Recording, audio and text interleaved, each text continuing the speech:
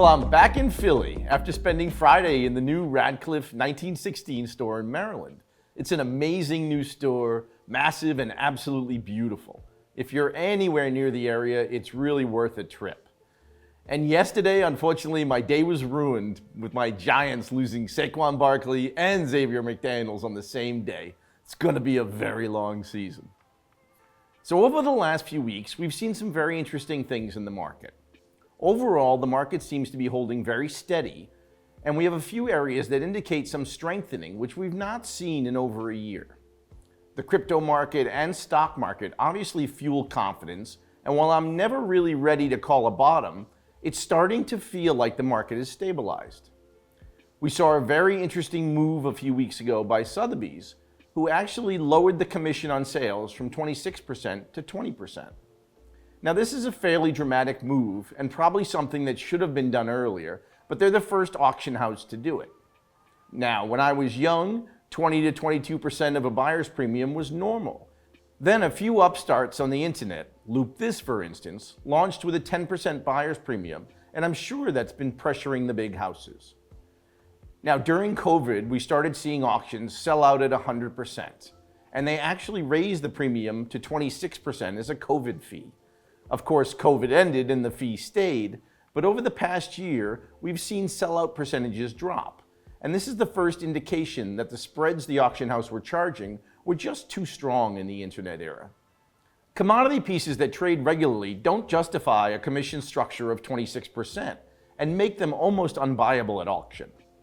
Now, the second part of the story is Sotheby's is now enforcing their seller's premium of 10%. Now, over the past 5 years, as competition for prime merchandise grew, many of the auction houses would waive the seller's premium or even give a part of the buyer's premium to the seller. But I believe those days may be behind us.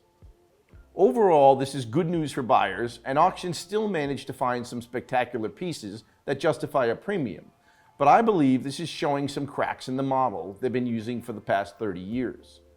Mailing huge, expensive print catalogs, touring collections all over the world, this gets expensive, and having to wait for the season and then wait to get paid has made the auction world less and less attractive, and most buyers are now more and more comfortable buying online and getting immediate gratification and avoiding some of the pitfalls of auctions.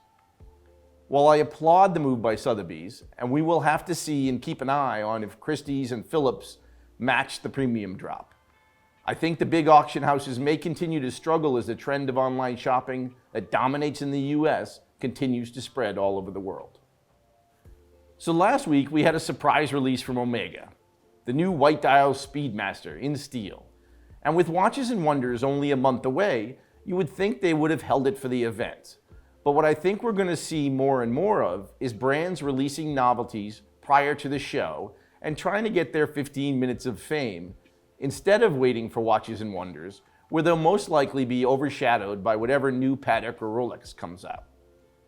I actually prefer these surprise drops and thinks it makes more of a typical off-season much more interesting. Now, the watch itself is great. The dial is a glossy lacquer white, and the dial and hands have just a touch of red.